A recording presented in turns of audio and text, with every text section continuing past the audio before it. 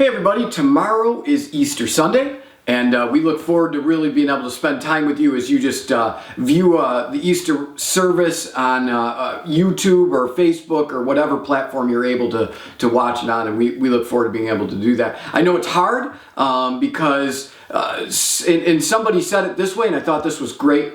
They said, you know, this year you feel like you're trapped at home and maybe you're there all by yourself or with just a few people around you, and there's a lot of fear and things going on like that. And they said, hey, think of it this way. On the first Easter Sunday morning, the disciples were trapped at home and terrified out of their minds and experiencing much of what you're experiencing. Yet the reality is this: Christ is risen. And he is still there with us. And the disciples learned that. Don't you forget that either. But if tomorrow is Easter Sunday, that means that today is Saturday. And it's not just any Saturday. It's the Saturday right between Good Friday and Easter Sunday. Did you ever wonder what possibly Jesus did between the times of being on the cross and resurrecting from the grave? Well, in just 5 or 6 minutes here, I thought I might give you at least the understanding that I have from the scriptures of what Jesus did in that period between the cross and his resurrection. David of the Old Testament knew about some of this even before it happened. And his thoughts are reminded to us in the book of Acts. Acts chapter 2 and verse 31 says this: seeing what was to come, he spoke of, that's David, spoke of the resurrection of the Messiah, that he was not abandoned to the realm of the grave, nor did his body see decay.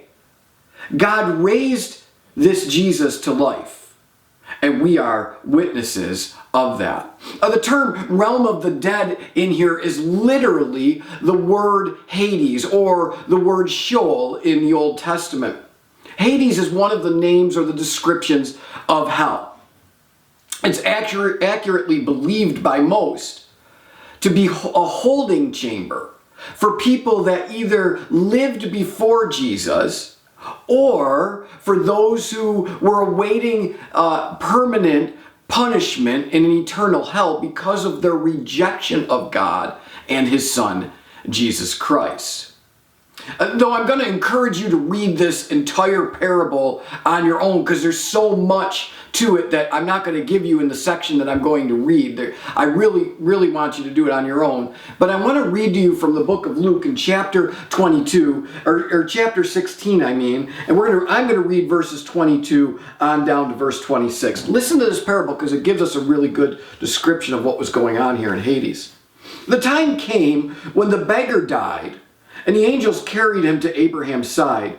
A rich man also died. He was not a believer, the rich man, and he was buried in Hades, where he was in torment. He looked up and saw Abraham far away, with Lazarus by his side. So he called to him. He said, Father Abraham, have pity on me, and send Lazarus to dip the tip of his finger in water and cool my tongue, because I am in agony in this fire. But Abraham replied, Son, remember that in your lifetime you received good things, while Lazarus received bad things. But now he's comforted here, and you are in agony. And besides all this, he goes on to say, between us and you, a great chasm has been set in place, so that those who want to go from here to you cannot, which I assure you no one would, nor can anyone cross over from there to us. You can see from that teaching of Jesus that Hades was divided into two sections by which you just could not go between the two. One of those sides was for those who had rejected God, and one was for those who did not. It's presumed that those who did not reject God were simply waiting admittance into heaven. Now, why did they have to wait? Well, because heaven will have no sin nor sinners. And sins are not able to be forgiven until they are paid for. And that had not happened yet, because Jesus, up until this point, had not shed his blood on the cross to pay the price for their sins. So what does that have to do with Saturday? Well, let me show you.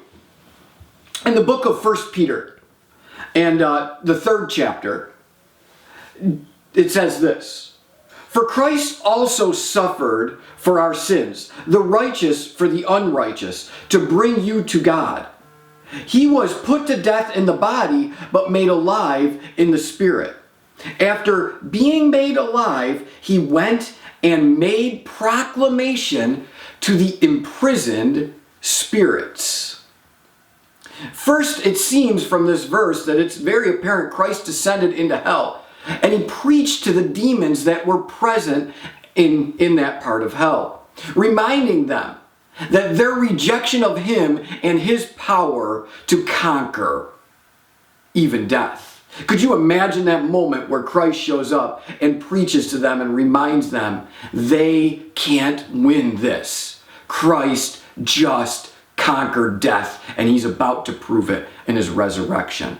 And secondly, we have the book of Ephesians chapter 4 and verse 7. It says this, "But to each one of us, grace has been given as Christ has given it." And this is why it says, when he, Jesus, ascended on high, he took many captives and he gave gifts to his people. Verse 9, what does he ascended mean? Except that he also descended to the lower earthly regions. He who descended is the very one who ascended higher than all the heavens in order to fill the whole universe. There's a lot to this verse, but Paul once again shows us the reality that Jesus descended into these lower regions and indicates that when he did, he brought captives back up. A most likely interpretation of that, those who are being held in Hades, who are awaiting the coming after their sins were completely wiped clean. Well, I know I just gave you a ton of pretty deep information there. But let it be suffice to say this. God's always at work. Even in the darkest of days, the days when Christ was in the grave, the days of coronavirus, the days of difficulty happening in our lives, God's always at work, even in the darkest of days. And he's turning what looks disastrous into something absolutely wonderful for his children. Lean on that.